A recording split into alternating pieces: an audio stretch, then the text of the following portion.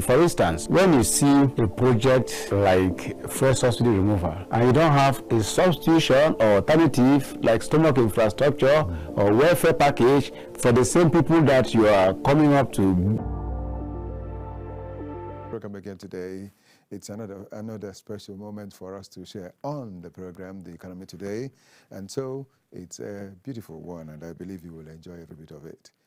This day we have our segments really, and we hope that they will come on effectively the way they ought to. I also want to say that I have a guest on the program today, and we'll be discussing something that is a slightly, another side of it altogether in actual fact. That's talking about the film industry. We're talking about the film industry. But this time, I had to get someone that is at the helm of affairs in that industry, so that we will talk and see, under the government, of course. I've had people who are very high in there with the private sector, but now that the government have got someone that will share the moments with me. I'm talking about the Director of Public Affairs, Nigeria Film Corporation. I'm talking about Brian Etuk. You will get to see his face. He's already here with me, but you need to see his face later, not right now. So first of all, we want to say, this is Okechukwu Onobogo, by the way, and we want to say that we are here to ensure that the best comes your way and that your economic activity will be made better as far as you keep being part of this program.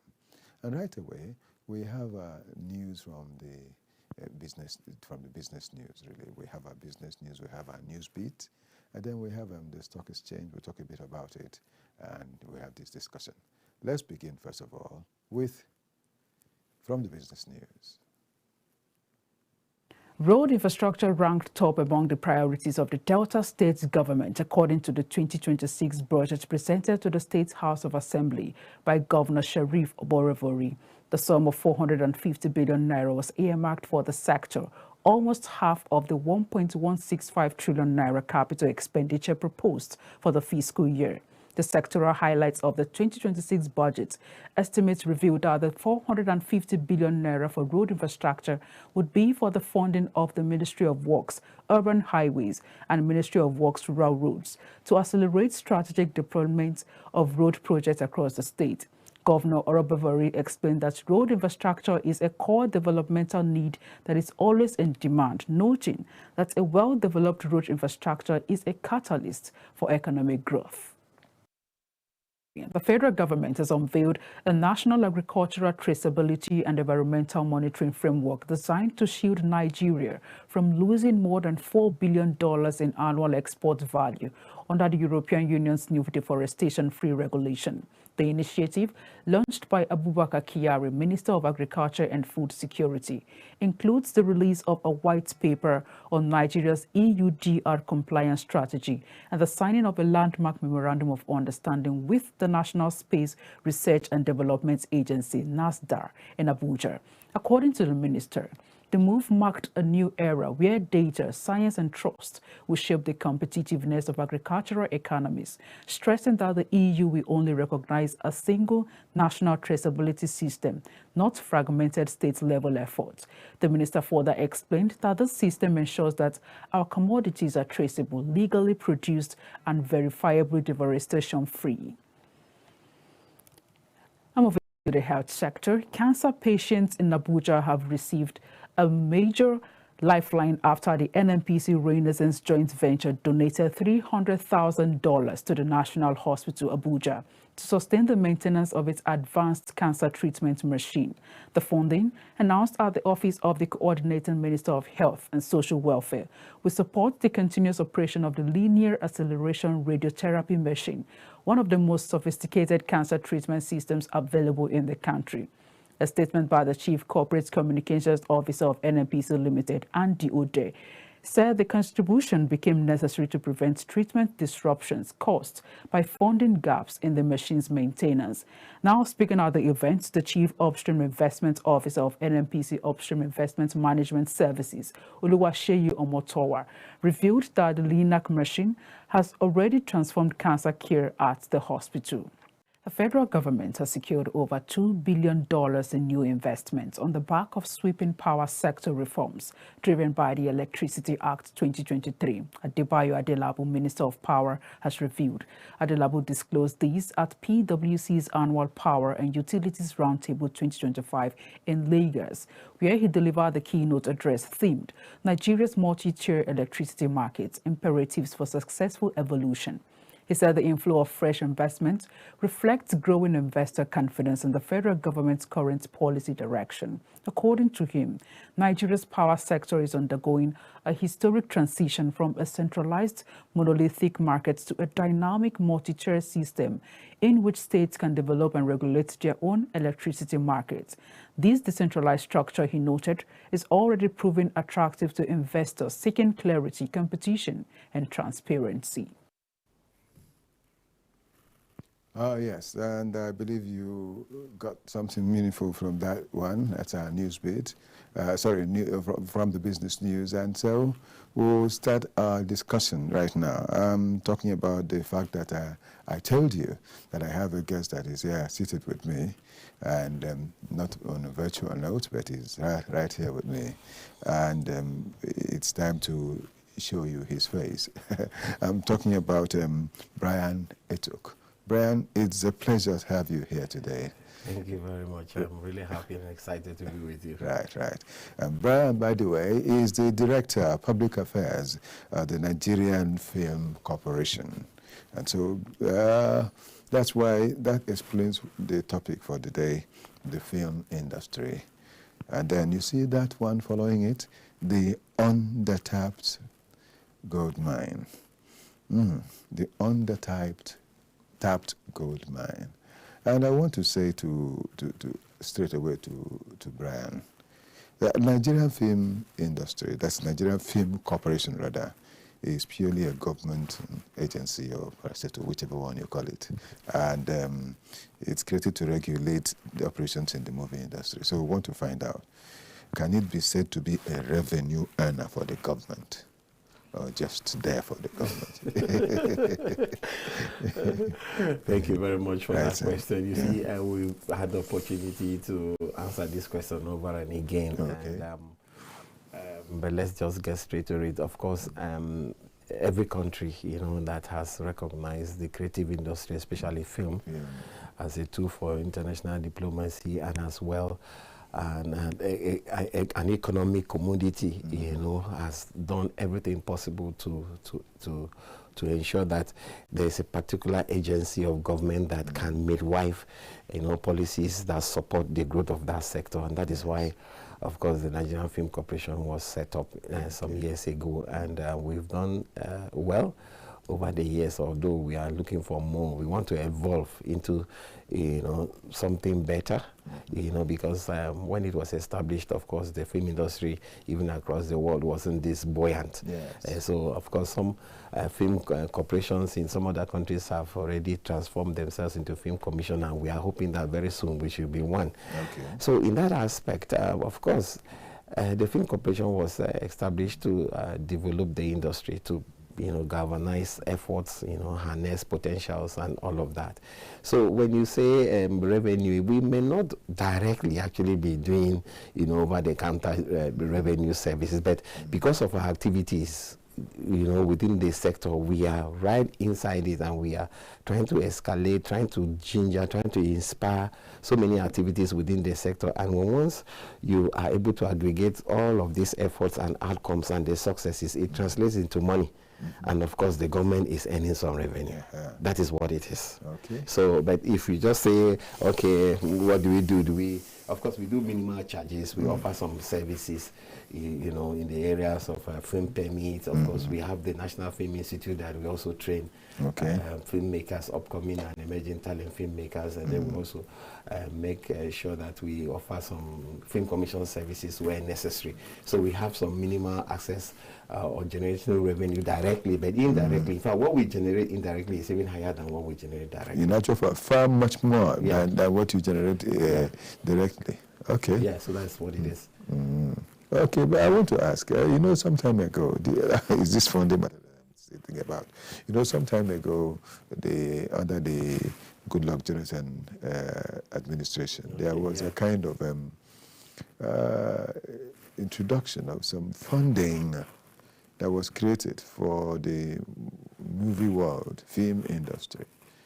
But after that, we didn't hear much about it again. So was that fund that was made available then, is it still sustainable at a time like this? Well, in fact, the filmmaking business, of course, is capital intensive. And, Yes. and like I said earlier, there must be deliberate effort to keep supporting that sector. And I think one of the critical areas is funding for several areas. You know, it's not funding to promote infrastructure development, funding for capacity development, funding for equipment and all of that stuff. And his administration wasn't even the first one. Obasanjo did it sometime, before okay, 100 million. Yes, and yes, so he came up, and of course he started with a 200 million US dollars as loan scheme, a soft loan scheme for the sector, because people were like, oh, there's no money. The banks were, you know, cutthroat rates and all of that. So of course, government direct intervention was to make sure that they provided this 200 million naira soft loan. Of course, within the banking sector, Bank of Industry managing it and some other banks. And then, of course, in 2013, we had the 3 billion. 3 billion was now also earmarked for the sector in 2013. And that fund was called Project Nollywood. Okay. Yeah, and it was intended to, like, you know, holistically address all those critical areas: funding for capacity building, funding for infrastructure, funding for script development, funding for cinema, all of that. Okay. You know, so we had people who benefited from even capacity building outside of the country internally. Some people were giving soft loans to produce films, and then return on investment. It was just, you know, directed at making sure that, you know, the potentials within the sector was still sustained, you know, as an economic activity. So that is just what it is. But over the years, of course, because it was an intervention, that's the word, you know, we couldn't, you know, all the way drive down. So we are pushing towards where we have standardized structures, not just an intervention, because the danger of intervention programs is that a government comes and maybe reprioritizes. Yes. And then we lose steam. Yes. So we have been You're correct. You're correct. So we have been pushing for a standardized form of our mechanism for funding of the sector, with either existing banks, also being part of a BOI and other banks. And then for now we have the Creative Economic Development Fund, which is being driven or piloted by the current minister, Barrister Hannatu Musawa, Federal Minister of Art, Culture and Creative Economy. And so that fund is, we are hoping, but it's designed to be a perpetual fund. Even after the Renew Hope agenda, present government is out of office, the fund will still remain. Okay. That's good. That's beautiful news to hear, honestly. Yeah. But then what we want to find out is, so that like those people you had given funds before, especially those loans, you know, there are things that have to do with recovery and all that. And, you know, it may not be that easy. Though definitely that the business is a thriving one. That's talking about the movie production industry, the film industry. It's thriving. But we have found out that even as it thrives, it's been few of the people in charge, you know, the old hands that have been making a lot of wealth out of it. And we want to find out, is there anything coming from them back into the purse of the government? Yes. For those who benefited from some of those interventions are still available, and they've done so much well in expanding their capacity, you know, what they learned and how they benefited, of course, because in producing some of those films, some of them open up production houses to train more people to have access to film funding. Some of them also, you know, went into equipment acquisition and hiring because we are having issues of lack of technology and acquisition. So some of them also went into cinema distribution and all of that. So some of them are presently giving back. Some of them are veterans. Anyway, they may not really be producing films. They have production houses that are mentoring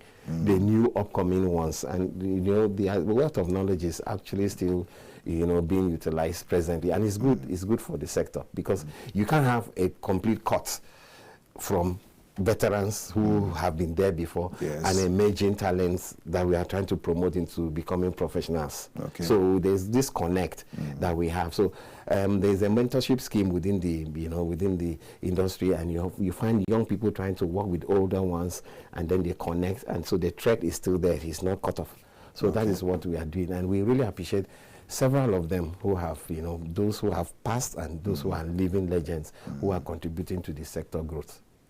Okay. Yeah. So it's not been a kind of hit and run affair with them. No, it's not. It's not. No, for those who had any default, you know, situation with the banks, especially for the funding, I think they've sorted out, but it wasn't that predominant enough to distort the system, because I mean, it was just a new innovative intervention. Because I mean, and the banks, of course, also were a little bit reserved, because they were worried that how do they recoup their monies? Because I mean, these cultural products are sometimes is not tangible, so to say. So I mean, the risk levels are very high. So you must have some kind of understanding both ways. You know, that look, this thing is going to work, and then the funder will like, are you sure it's going to work? So can we work together? Yeah, so what some of the funders now do is to isolate some of the critical value chain and fund it direct. So that you try to eliminate some form of unforeseen circumstances. So with that, some of the projects actually came through. I also want to ask you some about some of them on a personal, that is on personal. I want to mention some names, especially at a time like this, like Funke Akindele, when each year she will mention one movie that gave how much money, and I remember the other one, this friend of mine, that also, Omoni Oboli, they will mention the huge amount of money that's been involved, that has been brought out. These ones are honest enough to say there are many others who got more and never mentioned anything. There are many more. Many more. Who didn't even have access to government funding, but you know, they made the sector viable. Okay, well, I also want to ask, so kind of, let me, please accept my question. Let me ask it this way. Is there a way that you talk about these fellows paying taxes to the government from all that they have made? Of course they pay taxes. You see, I sometimes it beats my chest to, because these are people who are running standardized CAC. I mean, companies. So they pay taxes. They have bank accounts. So I mean, reporting is very clear. It's very clear. So they pay taxes. And they make payments to hotels, they make payments, they pay VAT in some of the places and some of the structures. Exactly. So they pay, they are paying. They are actually paying. In fact, what we are even asking is that government should even incentivize the sector. So you reduce, if it is for that, you try as much as possible to even reduce the tax that is paid. And we have engaged the Federal Inland Revenue Service that we will need to create a buffer. Because this is a sector that is booming, especially with the digital technology that we are having, AI and co. Let us a little bit find a way to create a buffer within the tax system that will encourage more people, you know, into the sector, because the more the merrier, and there's enough space. What is more, you know, they are on a serious note, they have done employment. There is a huge employment opportunities that you find in the movie industry. Actually, apart from government, they are the second, apart from the government being the first, they are the second highest employers of labor. After agriculture, agriculture as well. Yes, agriculture. Because most times you see you are right in what you're saying, and which is rightly correct. So we always tell people, in one movie project, no matter how small it is, you're going to hire people. You may have, as a production company, you may have permanent staff on block. But you may also need to hire more hands. Especially for the actors and all sorts of those, because those are not permanent staff. They are not. And then, of course, but once you go to a set, you have some people also merchandising along the way and all of those things. So it helps. So people employment is very sure, very sure, right from conceptualization to the product, at the end of the day, even to the distribution, because somebody has to go and watch it. And at the point of the cinema, somebody is also selling popcorn, somebody is also, so the value chain is drinks, exactly. So it's a very wide one. So at some point, people are employed, self-employed, and then possibly the government, company employed. Yes, because people have to, the opportunity has so much, possibilities wide enough for everybody. All right, thank you. We'll still talk more. But before we continue, I want to also say that we have our news bit. And apart from the news bit, we do also have the stock exchange we'll talk about and look at the currency rates the way they are today. Now, let's begin with the news bit, and we'll return after all this and continue with our guest that is here with us. NNPC Airs Energy's 0ML17 joint venture JV has achieved a major breakthrough with the innovative rigless recompletion of a key non-associated gas well in OML17. This pioneering intervention, the first of its kind in Nigeria, has doubled the JV's gas output to a peak of 135 million standard cubic feet per day, delivering a significant boost to domestic gas supply and strengthening the nation's energy security. This significant production increase has transformed power generation across the Eastern network. Transcorp PLC, Trans-Afam Power, one of Nigeria's leading power generation plants, has quadrupled its output, rising from an average of 50 megawatts to more than 180 megawatts, with peaks of 200 megawatts.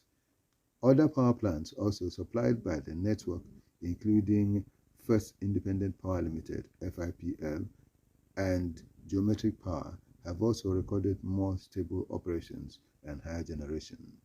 In total, the power plants now receiving gas from the joint venture have seen combined output surge from around 100 megawatts to more than 350 megawatts.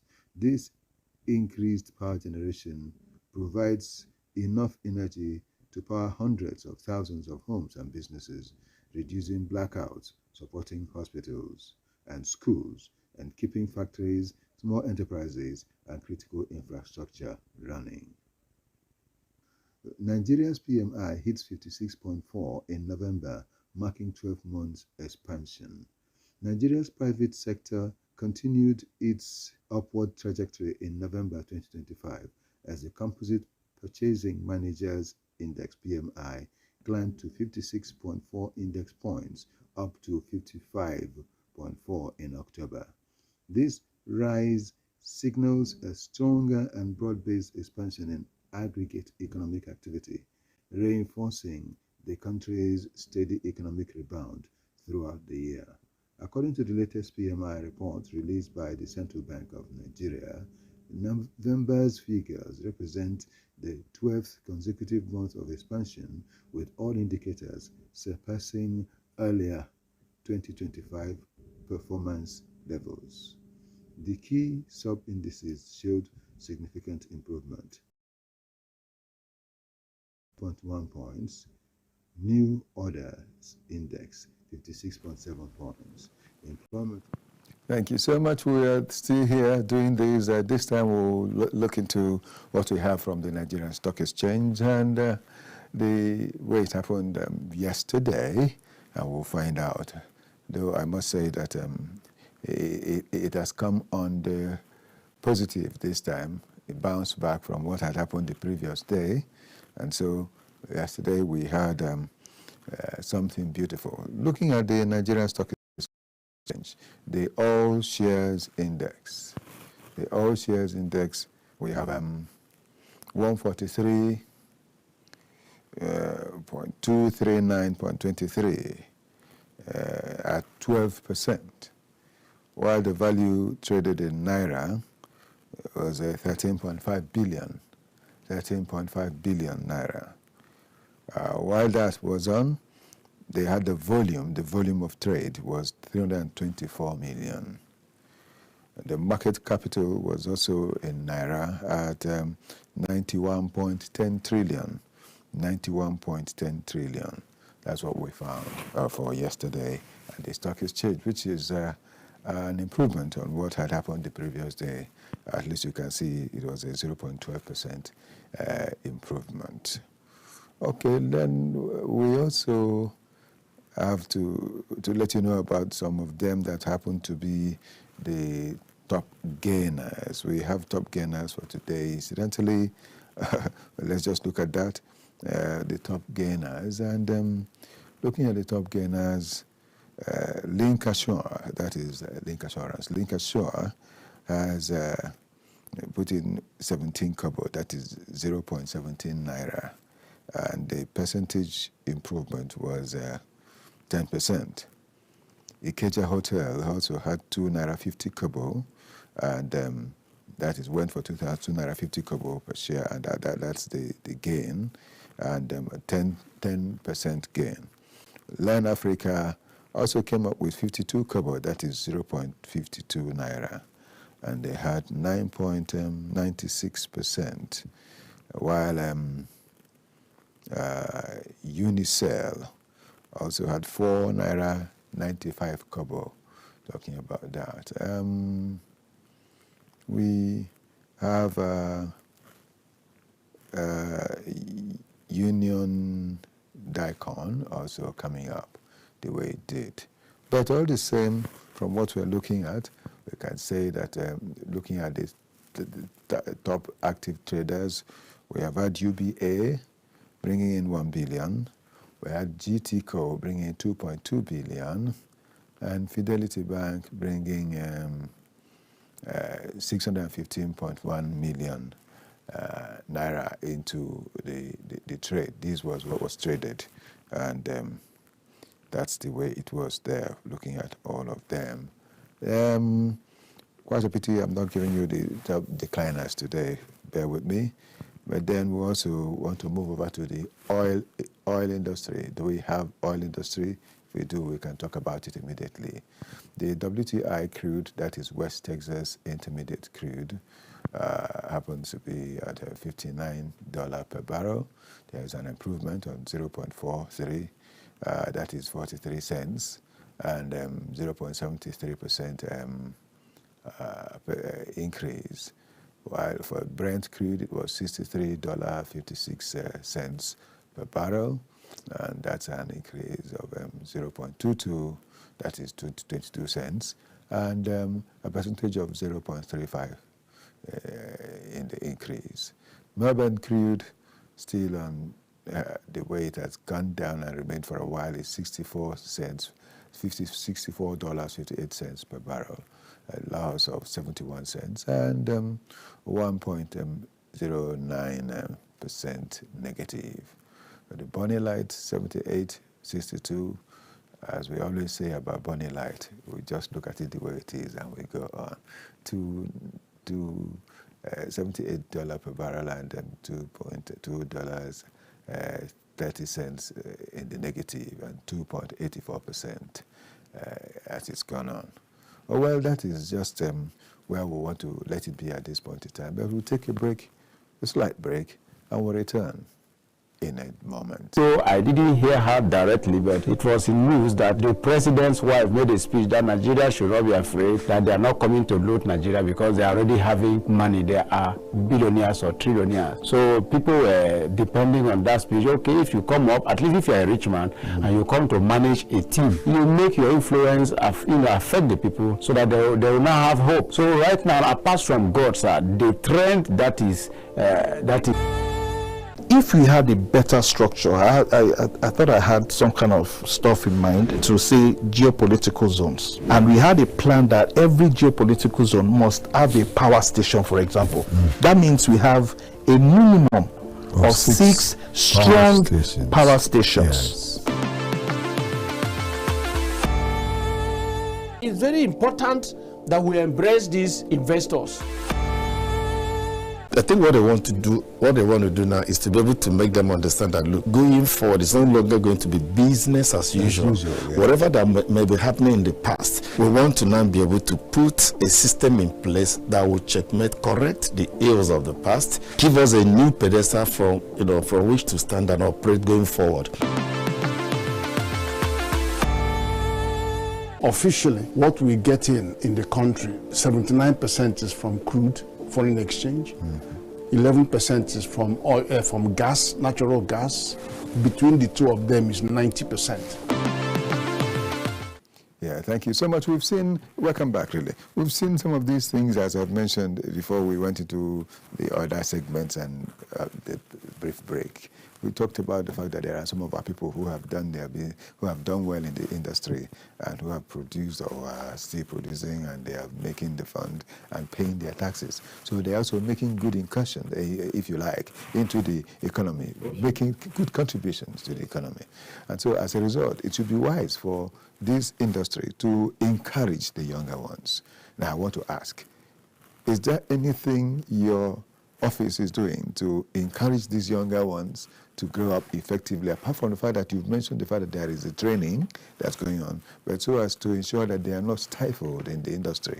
Let it not just be the aces, the stars and the gigs that are all everywhere, and those ones, they say the young shall grow. Is that what they say? And of course, in actual fact, this is the time for if we're not talking about the future, this is the time for the young people. Yes. So let's see. What do you do about that? Well, you see, within the sector, anywhere you go, yes, predominantly even behind the scenes, you have younger people, who have found their way into the industry because they are technologically savvy.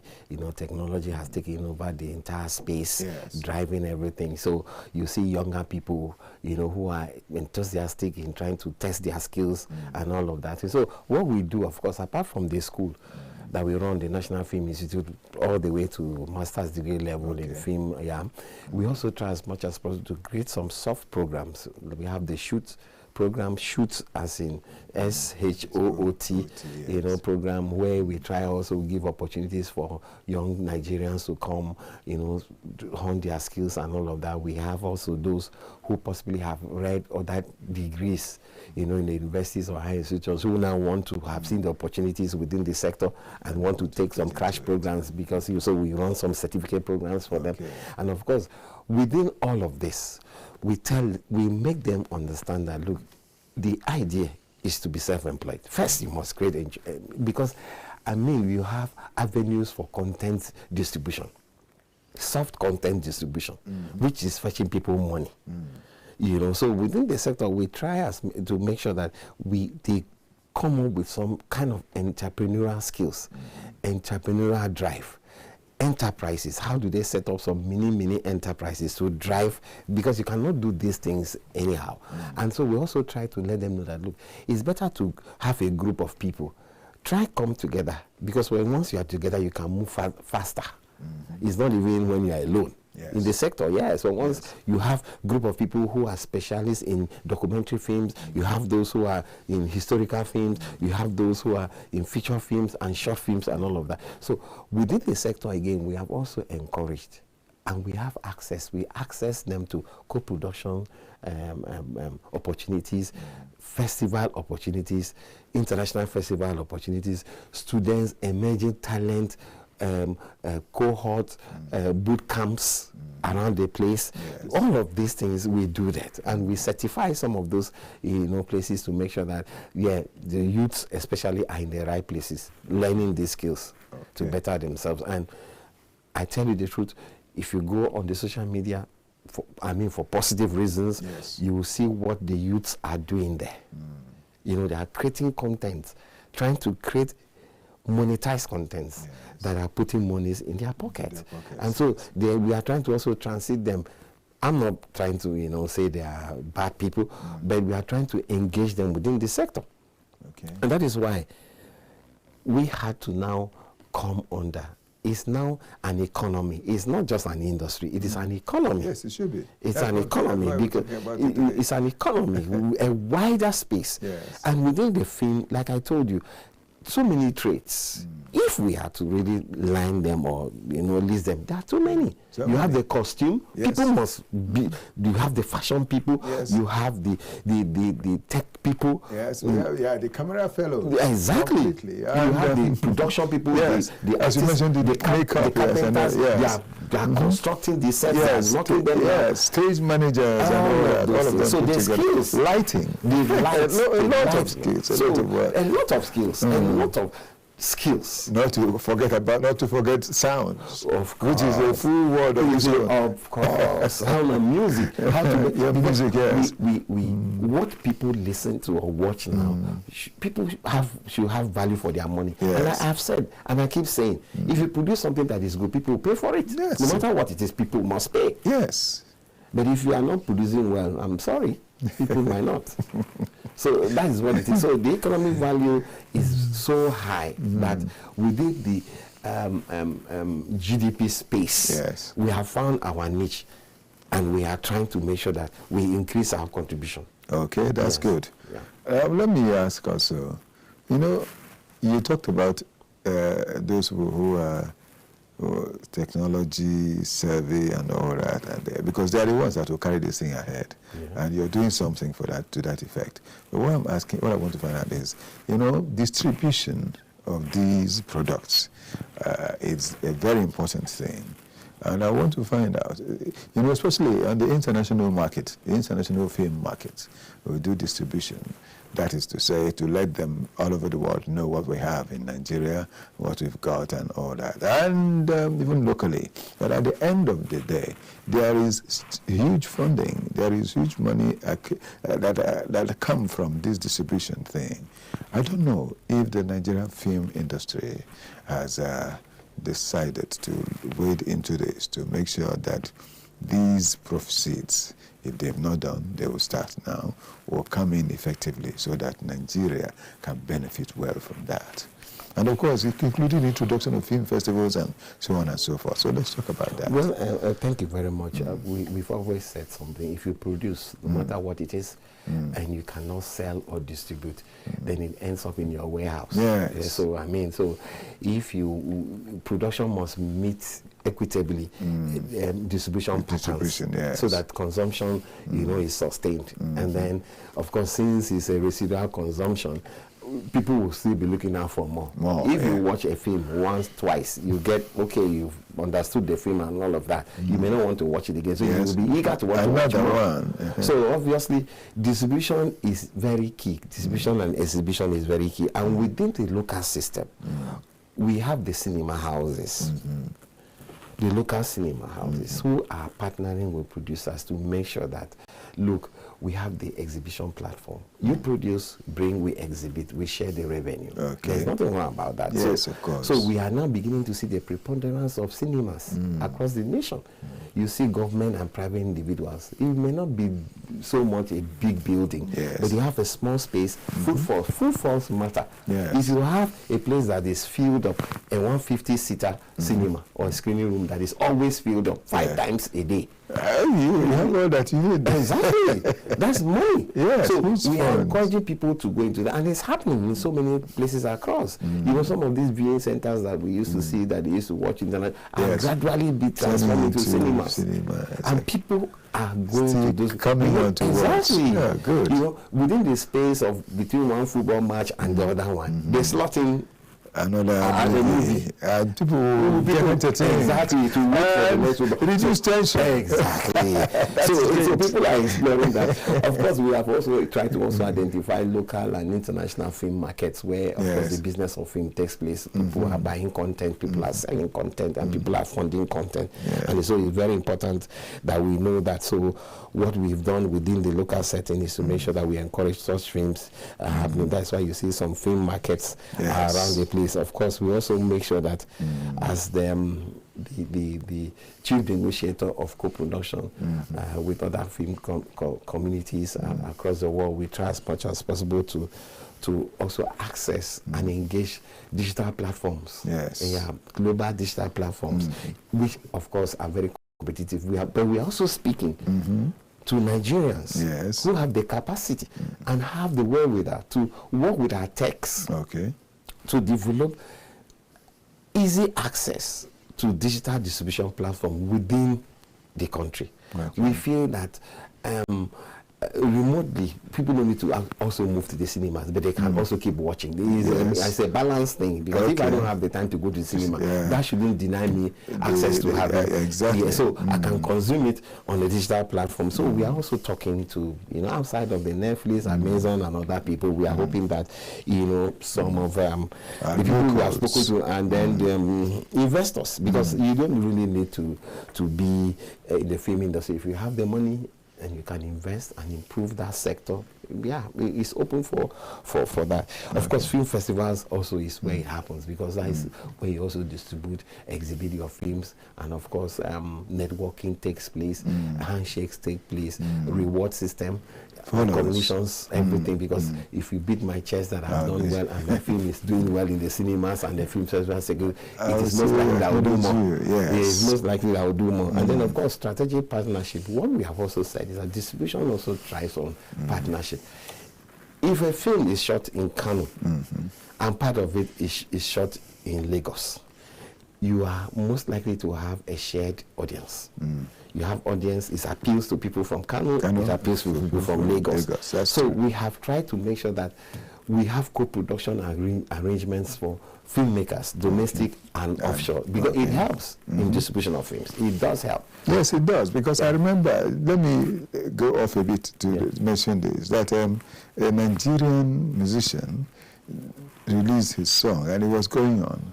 And all of a sudden, he went into a collaboration with an American lady, and the music became an exponential hit all of a sudden. Because of the shared audience. Because of the shared audience, Exactly. So, the world has really and shrunk. many of them have continued to do such things these days. It's happening. If you really, really have to, cut a niche, if you have the capacity to do it, we always encourage go beyond. Go beyond the shores of this country. Come up with stories that resonate, that touches human everywhere. Because we are all first human beings before we have those locations. Exactly. So definitely we have blood and water flowing in our veins. So come up with stories that resonate. Come up with scripts that can touch people and people get excited. And then have a mix. A mix. Well, once you have a mix, your film can go beyond bounds. Okay. Yes. We have been having arts and culture and festivals and arts festivals and film festivals all these. We've been having it in this country too. I don't know. There's one about to happen, isn't it? Yes, there's a big one. Let's talk about it a bit. And let's find out the financial implication for our country. Well, thank you very much. The big one, of course, we are the ones who are driving that one, the Zuma International Film Festival, which is annually held in Abuja. And we have a very good handshake with the FCT administration, because may he so rest in peace, the former president had to, through the instrumentality of engagement, authorize that FCT should be the official host, just like it happens in other countries. You have Cannes, you have Venice, you have Setengi, you have Johannesburg, you have Durban, you have Toronto. So the cities must also support that vision, because like I told you, governments have identified that sector as very critical to economic development. So the city must support it. So we have been doing that, and we are holding the 15th edition here in Abuja, starting on December 1st, this Monday, and then it will end on Friday. So 5 days of serious activities all around film production. We're going to have master classes. We are having foreigners, foreign filmmakers also coming from Iran, we have from China, we are going to have from Cameroon, we have from Egypt. A lot of people are coming. And of course, we are also going to transmit it live Okay. For those who can also make it. We are having a film market. We are going to have pitching sessions. We are going to have master classes. We are going to have business forum where the art and business, because like I said, it is no longer just an art. Yes. It's a serious business. The economic value chain, effect is very high. So the nitty-gritty of turning the art into a business form and a commodity for sale is what people must come to learn, and we are bringing experts from across the world. And it's going to be an amazing time. People, it's free, because we are a developmental agency, and of course government is funding that. So it is free. It's absolutely free, and people in Abuja and from around the world who have loved it, they should come and take advantage of that. Okay. Yes. Well, that's been great talking and sharing the moments with you. Honestly, I must say it's been great, really. And what do you say to a Nigerian that is maybe watching the program today and who has a mind for the art, but seems not to know where to go?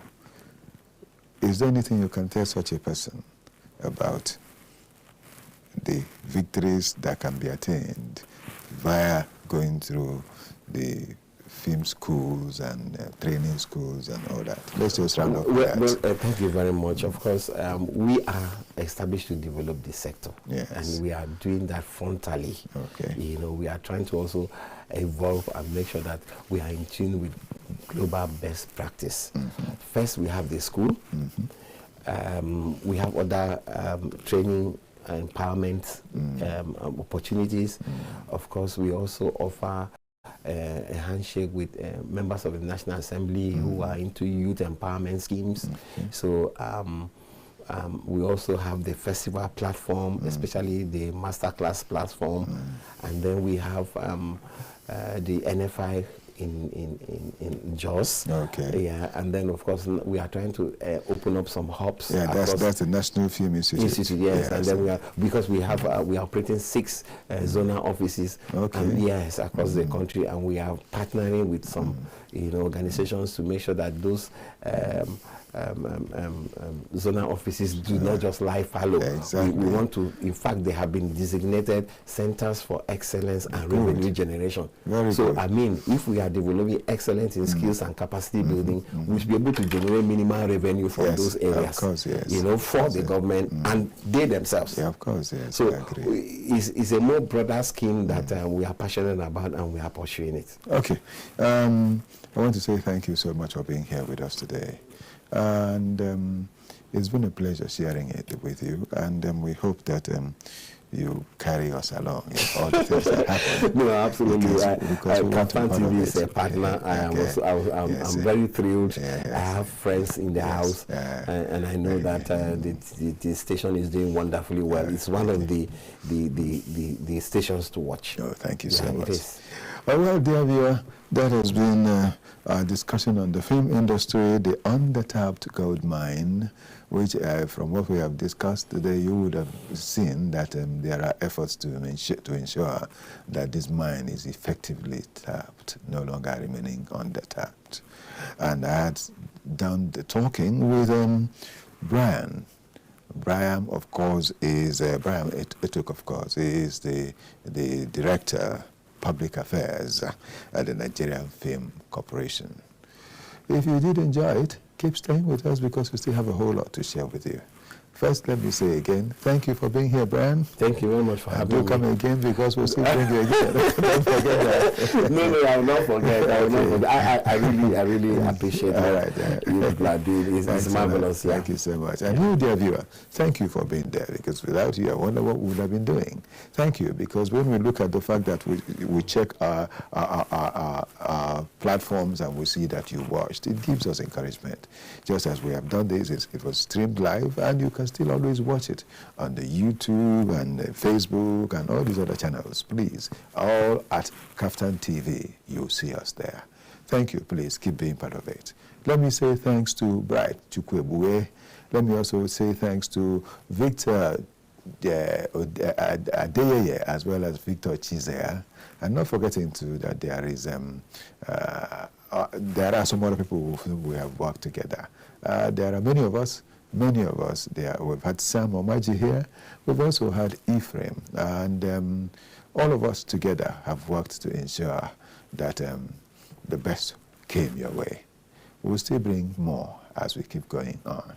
And remembering to mention that it's always about this time that you watch the economy today.